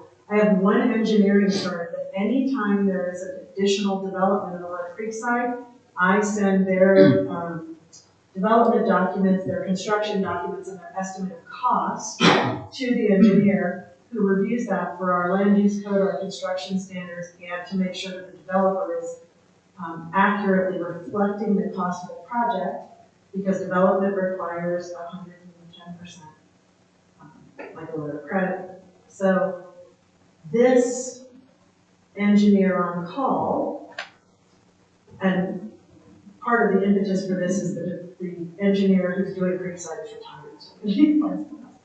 But so this engineer on call, over the course of 2 years, would receive no more than $250,000, or whatever number the board's comfortable. If you're not comfortable with that number, by all means, you can change it. So if we pay them $50,000 for stormwater, and I pay them $10,000 for development review, then that's $60,000 less over the course of those 2 years. There's only 100, you know what I'm saying? So we can not do this at all, and I can bid out anything over $5,000. We can say, yes, we like this, but we only want $50,000 over the course of 2 years. Or we can figure out something else. We want to only have a year contract. There is nothing in statute that requires this.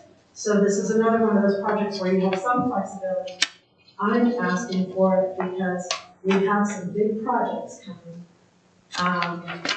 that I'm worried about time being of the essence. And those projects are not grant funded.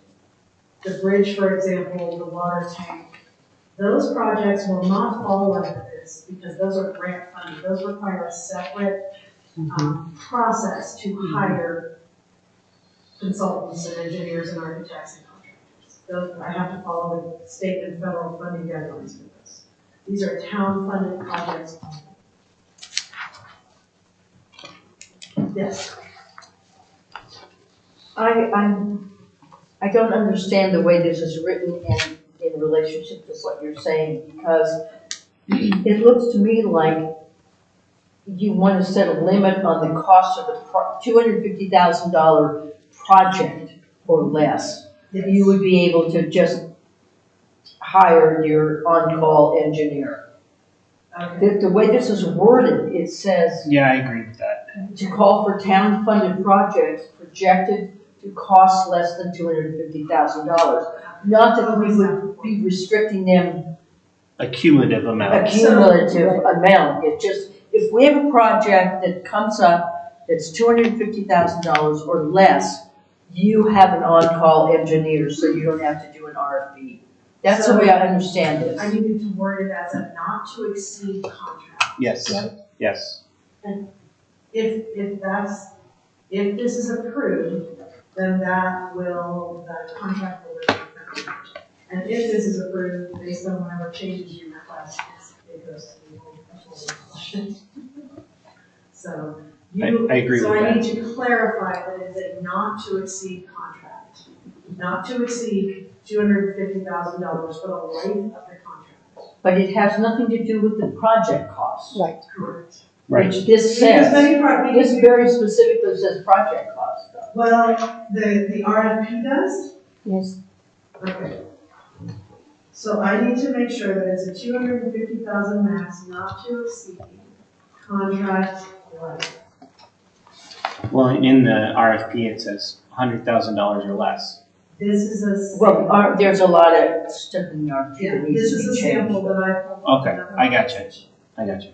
So it gives you an idea of what we're gonna do, whatever the board decides. Mm-hmm. If you don't wanna do 250, if you wanna do something else, all of those will be reflected in here, it'll be sent to legal for review. Cool. But even your draft here says services on a consulting basis for a project valued at $100,000 or less. Yes, because I stole this from another municipality. Mm-hmm. So, I mean, but I'm still trying to find out if the dollar amount that we're talking about is related to payment to the engineer or the maximum project cost.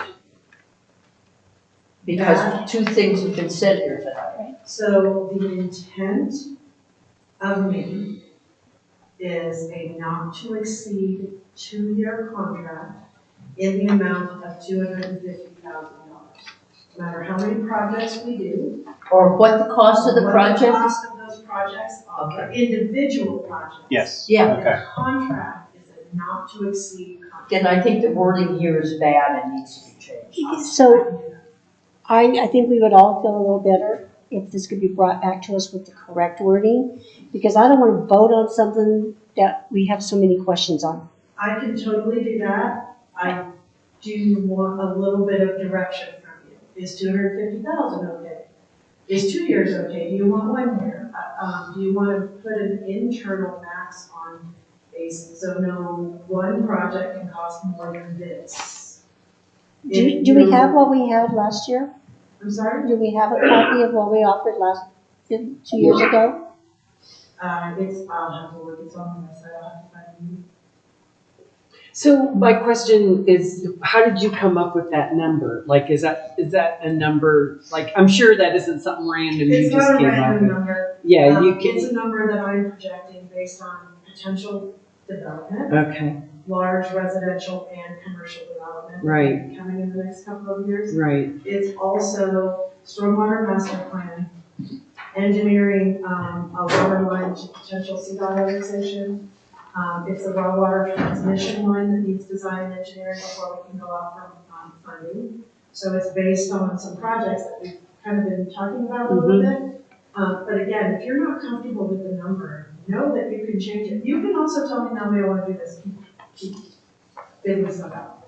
Absolutely. Well, I think it was a good idea when we had it before because it did let us move forward with projects.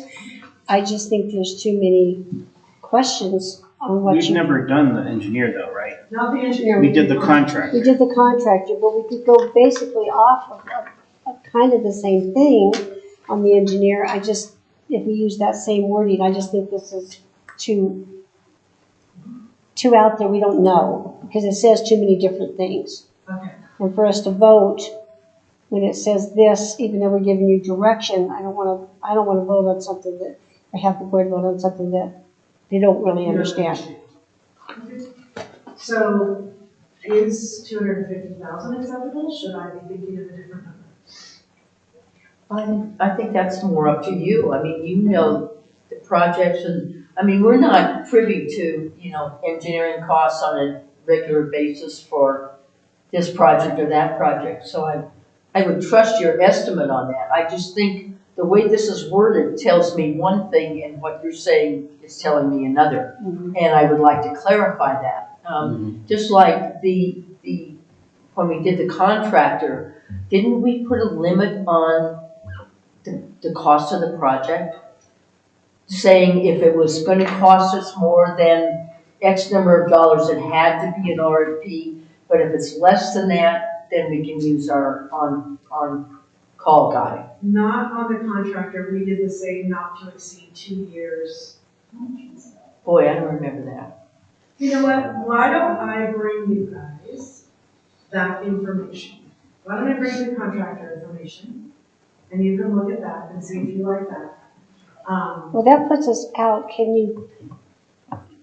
I think we trust you enough to look at what we did with the contractor. The engineer prices are probably going to be higher than the contractor. And do that, but bring it back to us with good wording, because this is not good wording. Not good wording. Okay, I can do that. And that's kind of where I think we feel. It's just very confusing. Right. I think you know. I know exactly what I meant. I wasn't Right, there. but you know what the construction costs are going to cost and what the engineering costs, because that's what you do on a daily basis. So you can bring it back to us, and if you tell us 250,000, we probably know that you're not, that's about where the ballpark's going to be. But having 100,000 and 250,000 and all these different wordings, that's something that I would like to put my vote on right now. I'd like to have a little bit more concise. Okay. But my point of view is to avoid a lot of RFPs for small jobs. Yeah. Yes. I think that's. And so I think this is a Definitely really need to good entertain. idea moving forward. Just make it more clear. Yeah, Yeah. yeah. And where are we on the contractor? Is his contract brought up? Are we about ready to renew that too? And we can do them at the same time? Well, I was gonna wait on that one until after the next board meeting. Okay, but I'm just thinking, We did it in the summertime too, so it would be later in the year. So it would be worth Well, we didn't digging have a into. whole lot of luck with the time that we did it, the timing that we did it. I think we need to do it in the fall instead of in spring or summer for construction contractors, because they're all busy and they're not hungry. So I think that one we need, but I think we need to do that one later in the year because we received only 2 bids last time. Okay. And we want more than that. Yeah. So I think the construction needs to be done in fall or winter when they're not as busy. And then do this, and then do the engineer now, anytime. Okay. Engineers don't kind of operate on the same construction constraints as far as work season and stuff like that. So, okay. I will be much more clear and bring something back to you guys. And what I will do is I will look at the construction RFP and mirror it as much as I can. It is a little bit different because there are statutory requirements for construction, but I'll try as best I can to use as much of that template as I can for engineering. Right. Is that okay with you? Mm-hmm. Is that okay with you, Ed? She's going to rewrite it and bring it back to us? Sounds good to me. Okay, all right. Okay, moving right along to items for the April 27th agenda. We got to swear in the new board members, appointment of the mayor pro tem, reappoint the town administrator, the town clerk, the marshal. We have a resolution to renew the attorney contract and reappoint the town attorney, a resolution to reappoint the municipal judge, agency contribution requests, and 2021 follow-up reports, the Tuesday morning trustee meeting schedule, the marshal's official remodel, marshal's office remodel, the water tank replacement bid and recommendation, the proclamation request about Better Hearing and Speech Month for May, and World Fallon Day celebration on May 13th. Does anybody have anything else? When is 5 items are required by statute. Okay. Anything else we can do? Do we have a lot, like on the marshals, update their construction? Is that something we need to, could that be moved or? If the mortar, we did receive a bid, Oh, okay. it was really, really high. Justin's done a really good job of negotiating it down, and I've been able to find additional funding. So the longer we wait on that one, the more the construction. Oh, yeah, you're right, I'm forgot. just a little nervous with supply and. Yeah, let's just do that one for sure. when is our moratorium up on the short-term rental? August. August, so we've got some time on it. We don't need to bring it up right away. No, we can't hear that on the 27th. I've been noticing public hearing. Okay. All right. That'll probably be. That's in August, you say? Well, the moratorium expires in August. You'll probably receive short-term rentals at either the first, maybe the second meeting in Okay. All right. Anybody else have anything else? May. And the workshop is going to be the trustee protocols. Right. Okay. All right. I would entertain a motion for adjournment. So moved. All right. Meeting adjourned. Thanks, Ann. Thank you, sorry, I was the one who's been there. All right. Hanging out. Take care of yourself, Ed.